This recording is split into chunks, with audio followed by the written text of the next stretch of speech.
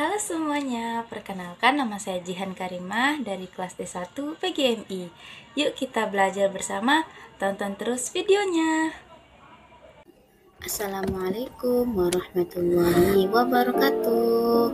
Halo semuanya, kembali lagi dengan saya Jihan Karimah dari kelas D1 PGMI. Pada video kali ini, saya akan menjelaskan tentang implementasi pembelajaran kurikulum merdeka pada mata pelajaran Bahasa Indonesia, Matematika, PKN, IPA, dan IPS di MI atau SD. Nah, apakah teman-teman semua sudah siap untuk belajar?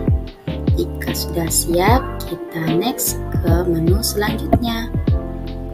Nah, pada menu utama kali ini ada 3 subbab materi pembelajaran, yaitu ada konsep kurikulum merdeka, kemudian ada penilaian serta asesmen pembelajaran dan implementasi kurikulum merdeka. Nah, jika teman-teman ingin belajar satu persatu subbab materi pembelajarannya, jika teman-teman klik pada bagian konsep kurikulum merdeka, maka akan langsung menuju ke materi pembelajarannya. Nah, kalau teman-teman klik button next-nya, itu akan lanjut ke materi selanjutnya. Nah, kalau teman-teman mengklik button home ini, maka akan kembali ke menu utama. Oke, kita bahas dulu yang pertama ya, yaitu konsep kurikulum merdeka. Nah, konsep kurikulum merdeka ini adalah suatu pendekatan dalam penyelenggaraan pendidikan yang bertujuan untuk memberikan kebebasan dan kemandirian kepada peserta didik dalam mengatur dan mengembangkan cara belajar mereka sendiri. Jadi, dalam kurikulum merdeka ini, siswa atau peserta didik diberikan kebebasan untuk mengeksplorasi dan mengembangkan kompetensi, minat, dan bakat yang dimiliki oleh peserta didik, namun tetap dalam panduan pendidik atau guru. Kemudian, kita lanjut ke penilaian serta asesmen pembelajaran. Oke. Nah, penilaian itu adalah suatu proses untuk menentukan nilai atau kualitas suatu objek atau aktivitas. Dalam konteks pendidikan, penilaian adalah proses pengumpulan dan pengolahan informasi untuk mengukur pencapaian hasil belajar peserta didik.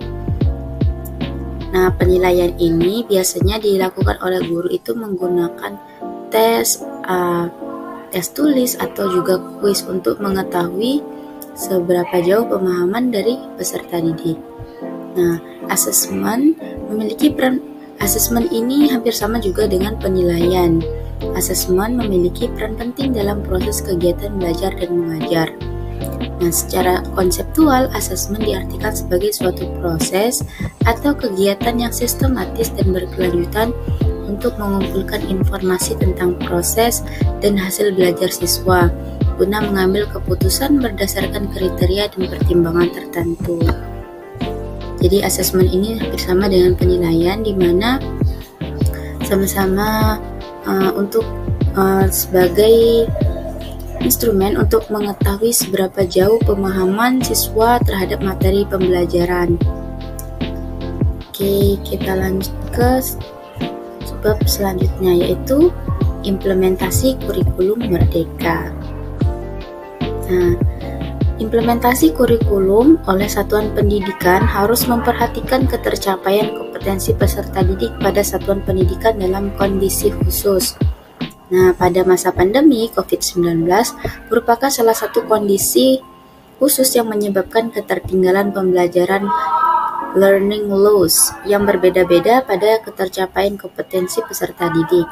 Untuk mengatasi ketertinggalan pembelajaran atau learning loss, diperlukan kebijakan pemulihan pembelajaran dalam jangka waktu tertentu terkait dengan implementasi kurikulum satuan pendidikan. Jadi di mana pada masa COVID-19 kemarin itu pembelajaran kurang berjalan dengan efektif ya, karena kita harus melakukan pembelajaran jarak jauh, sehingga pembelajaran berjalan kurang efektif, sehingga pemerintah melakukan upaya yaitu melakukan kurikulum merdeka untuk memberikan kebebasan kepada peserta didik untuk mengeksplorasi dan mengembangkan potensi yang dimiliki. Oke, itulah materi yang dapat saya sampaikan. Semoga ilmunya bisa bermanfaat bagi kita semua.